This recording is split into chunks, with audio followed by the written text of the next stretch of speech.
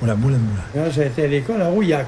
Entre Pontour et La Chapelle. À Étendeuil, on quitte Genac C'était après Rue de Bignac. et on prend la route de la Touche. En Bérac. J'ai toujours vécu en Bérac. Tout à fait en haut, du côté de Massignac. La chaussée de la Fagneuse n'a pas été inondée. J'ai trouvé un attachement viscéral au fleuve de tous les gens que j'ai rencontrés.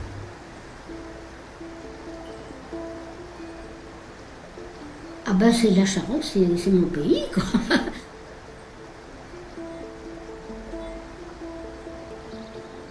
Toute cette partie de Charente est très liée à la résistance, je sais pas, parce que c'était très compliqué quand même. C'est-à-dire que ici, les paysans du coin ou les maquisards du coin, ils étaient chez eux.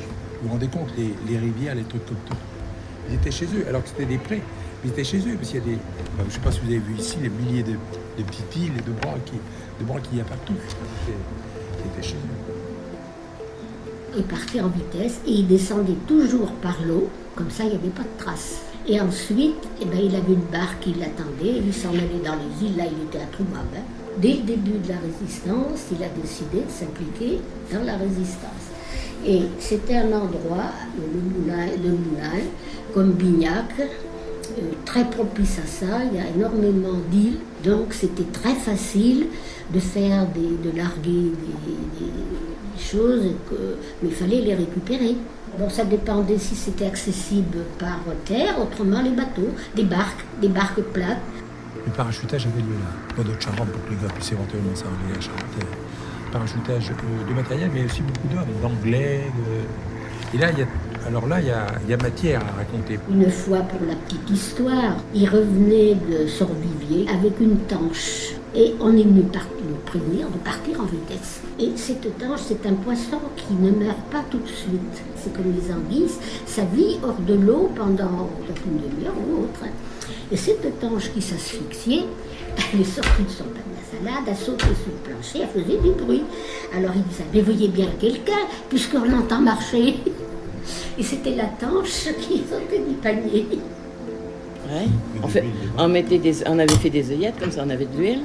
Alors je mettais de l'huile là, puis je faisais une mèche avec du tissu ou avec de la laine, ici.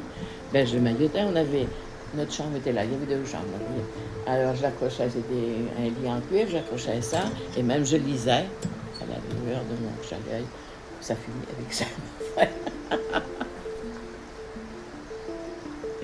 Écoute, on évolue soi-disant, on devient intelligent, et on se foutait la gueule partout. Et tu crois que l'homme est intelligent? Hein? Il est 3 heures du temps, en plus pour le pognon, ou les autres pour des territoires. Hein? On dit que l'homme est intelligent. Il a peut-être un peu d'instruction, mais elle n'a aucune intelligence. On faisait comme ça.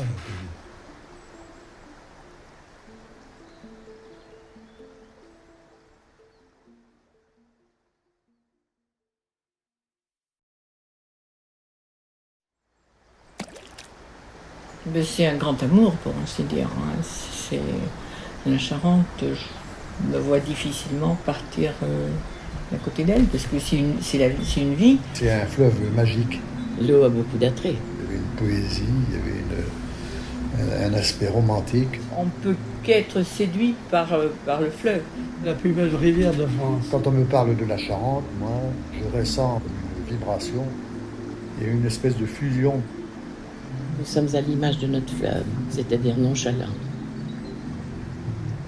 J'ai entendu dire, moi, j'avais un voisin qui voyait la Dame Blanche, mais non, pas précisément sur la Charente, à la fontaine quand il passait. Mais c'était, je pense, comment dirais-je, la buée de l'eau, la vapeur. Enfin, il y avait une Dame Blanche. Moi, j'ai jamais vu. On voit le soir un vieux monsieur en noir qui se promène sur le pont, entouré d'éphémères. Et c'est une image que j'ai gardée dans ma mémoire, qui est assez extraordinaire. C'est l'année 1976.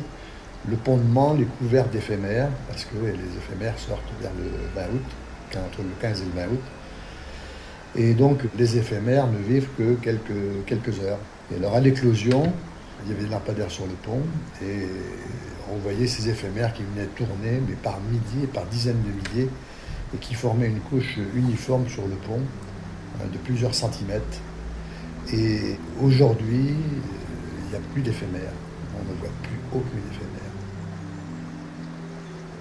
Le vert du printemps, le jaune orangé de l'automne.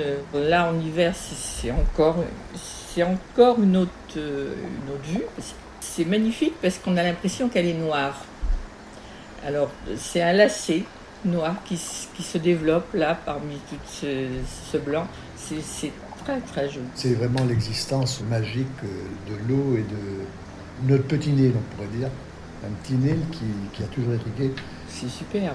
Les peupliers à l'automne, quand ces grands peupliers deviennent jaunes, là, au coucher de soleil, c'est magnifique.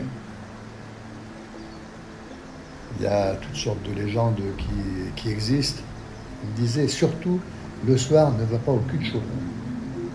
Il y avait un endroit qui était mystérieux, qui ressemblait un petit peu à une jungle, qui était couvert de...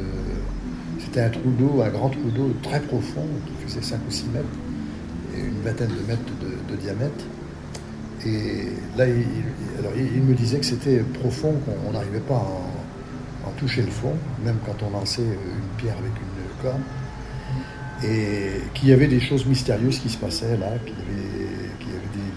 c'était un peu un endroit où il y avait des fades, des fées, et que les vendredis, souvent,